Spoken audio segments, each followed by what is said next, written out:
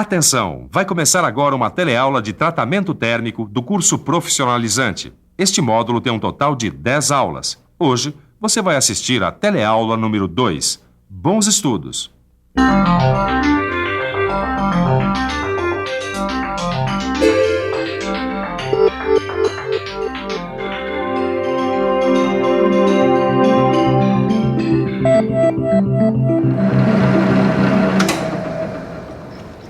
É isso aí, Ananias. Só agora eu entendi a importância do tratamento térmico na linha de produção. O dente da fresa, por exemplo. Se não receber tratamento térmico, não vai ter a dureza necessária para fazer uma engrenagem, por exemplo. A mesma coisa acontece com o torno. Se a ferramenta do torno não tiver a dureza necessária, você jamais vai conseguir tornear essa beleza de eixo aí. Caio, o tratamento térmico é realmente uma mão na roda na linha de produção.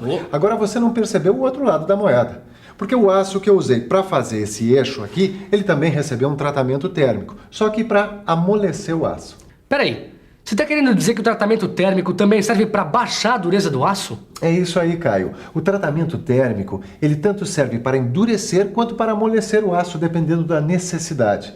Tá vendo só? A ferramenta do torno e a matéria-prima a ser torneada. Duas situações extremas e opostas da alteração das propriedades do aço. É importante saber que as diferenças entre os constituintes do aço também podem alterar a sua dureza. Por isso, é preciso conhecer muito bem os constituintes do aço antes de fazer o tratamento térmico. Você já viu, né? Esse é o tema da nossa teleaula de hoje. Nessa teleaula, a gente vai aprender quais são os constituintes dos aços comuns ao carbono em temperatura ambiente. E vai ficar sabendo que o aço muda a sua estrutura quando é submetido a um tratamento térmico. Quem diria, hein? Tratamento térmico para amolecer o aço e tratamento térmico para endurecer o aço. E para entender isso direitinho, a gente precisa saber quem é quem lá dentro do aço. Vamos nessa? Nossa teleaula está começando.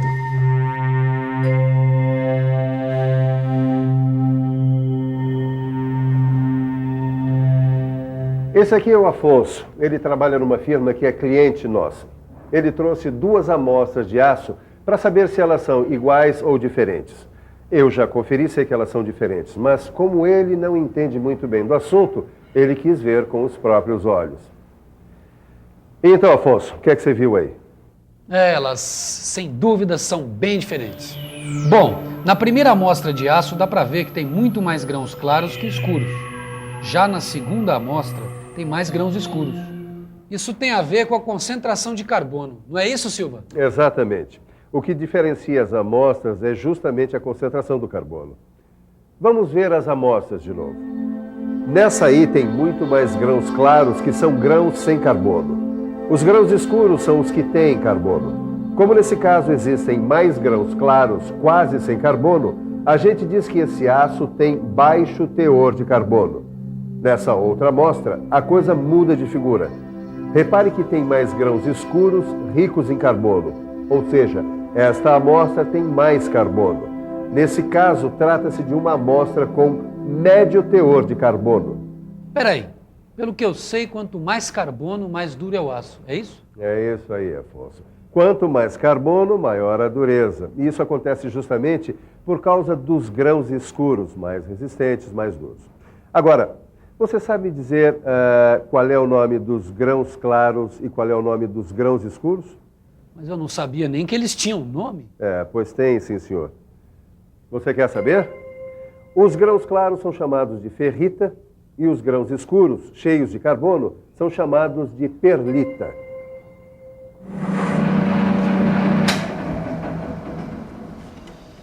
Agora eu entendi, Ananias. Grãos claros, ferrita, pouco carbono. Grãos escuros, perlita, muito carbono. Tá tudo guardado aqui, ó. Então vamos ver se você entendeu o espírito da coisa. Me diga aí, qual é o aço que tem mais perlita? O deste eixo que eu estou torneando agora que está meio difícil, ou o desse aqui já torneado que foi mais fácil? Sim, agora você me pegou. Vamos pensar um pouco? Vamos pensar um pouco. Deixa eu ver. Qual tem mais perlita? O eixo difícil de usinar ou o eixo usinado com mais facilidade? Em outras palavras, quem tem mais carbono ou ainda... é isso! Quem é mais duro? Porque quanto mais carbono, maior a dureza. Ficou fácil. É lógico que é mais difícil desbastar o primeiro. Então esse eixo tem mais carbono, ou seja, tem mais perlita. Muito bem, Caio. Vamos adiante. Você sabe por que a ferrita, os grãos brancos, têm menos carbono? Por acaso tem a ver com a estrutura cristalina da ferrita? Tem tudo a ver. Ah. A ferrita apresenta uma estrutura cúbica de corpo centrado, ou CCC. Lembra? Lembro, claro. Os átomos que formam essa estrutura se organizam entre si muito próximos, super apertados. E aí o que acontece? Os átomos de carbono têm muita dificuldade de se acomodarem numa estrutura como essa. Pouco carbono, pouca dureza, tá aí a ferrita. Para você ter uma ideia, a ferrita consegue acomodar no máximo 0,025% de átomos de carbono, ou seja, muito pouco. Tá, e a perlita? A perlita também tem ferrita na sua estrutura. Como é que é? Sabia que você ia se surpreender. E você também? Se surpreendeu? Para entender isso certinho, é só olhar a perlita no microscópio potente. O que é que você vê? Fique por dentro.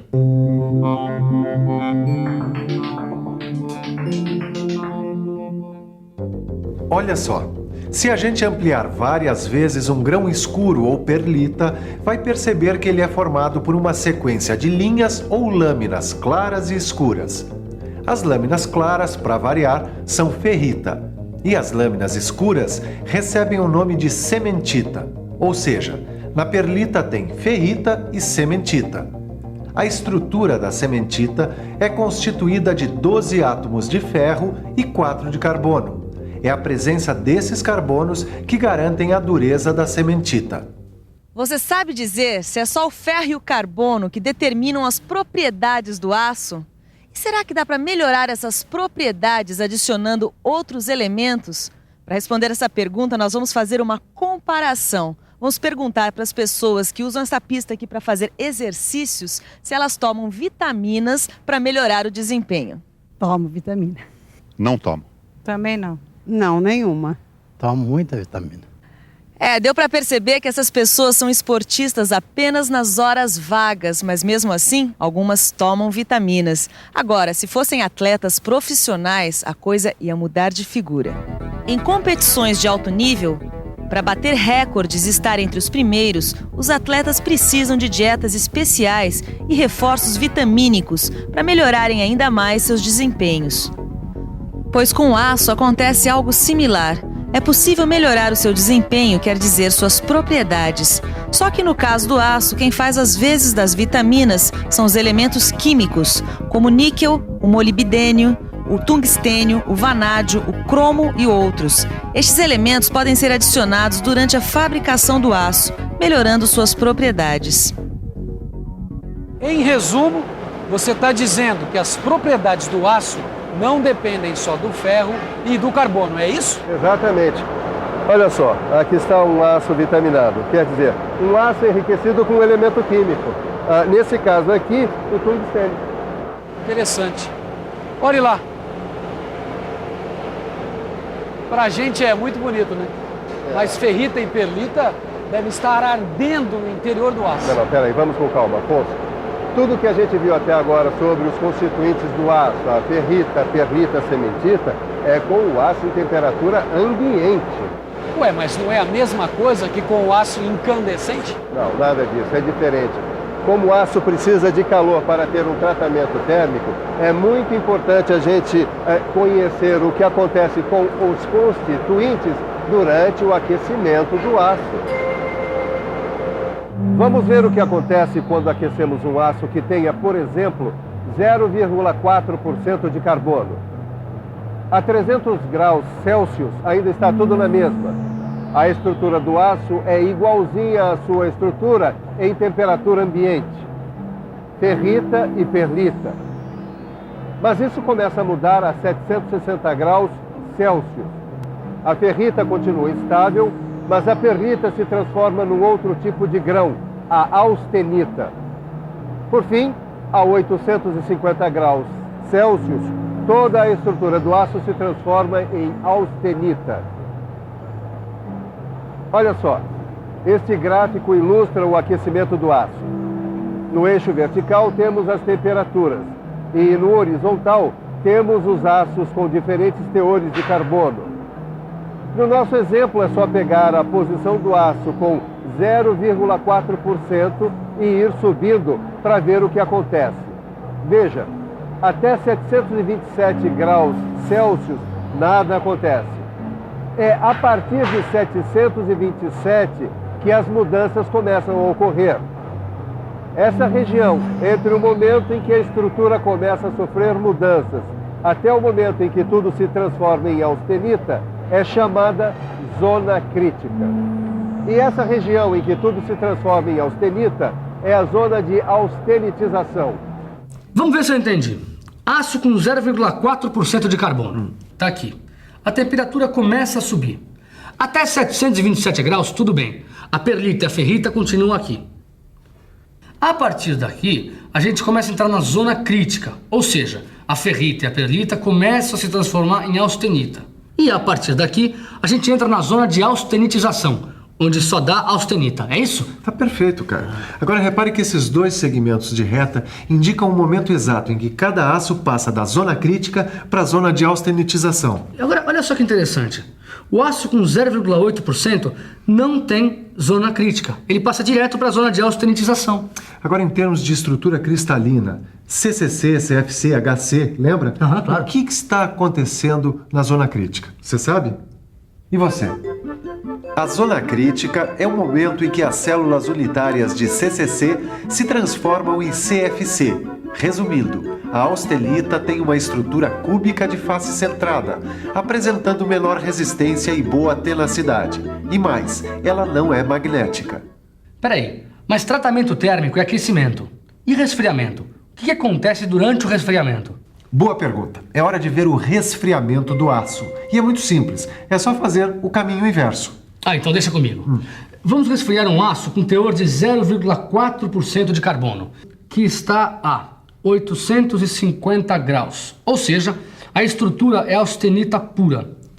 Quando a temperatura chegar a mais ou menos 760 graus, parte da austenita desaparece, dando lugar à ferrita. Tá certo? Certíssimo. Isso quer dizer que a estrutura do aço, nesse momento, apresenta só ferrita e austenita.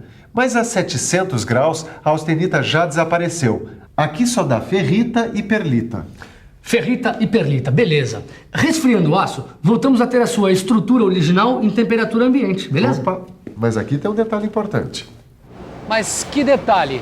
É o seguinte, esse resfriamento que a gente acompanhou pelo gráfico é como se o aço fosse retirado do forno e fosse resfriando lentamente em temperatura ambiente. Ué, mas pode ser diferente? Ora, mas claro que pode. Olha só, veja o que aqueles dois operários estão fazendo. Olha, você pode, por exemplo, tirar o objeto do forno e mergulhá-lo diretamente na salmoura. Entendeu? O aço resfriado dessa maneira, bruscamente, cria um novo tipo de grão mais duro, a martensita. Martensita? Calma. E você aí em casa, calma também. Nas próximas teleaulas nós vamos ver isso em detalhe.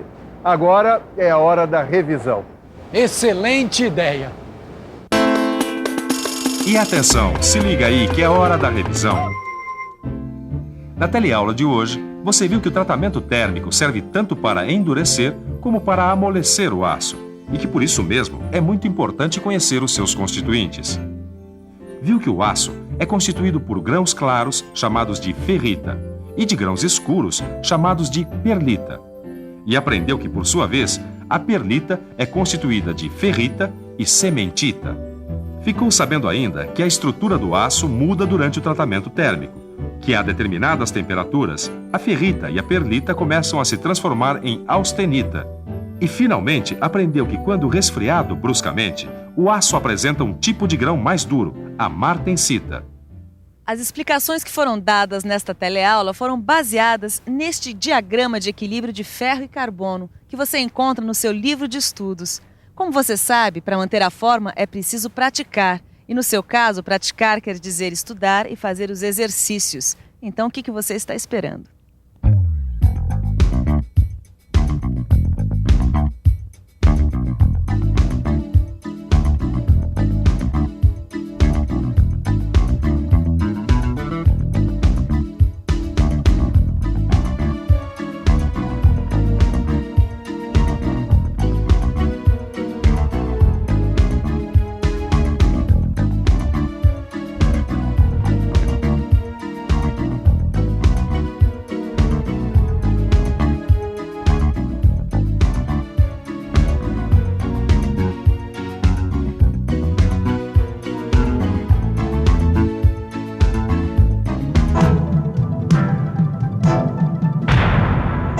Telecurso 2000, um programa de educação do Sistema Fiesp e da Fundação Roberto Marinho.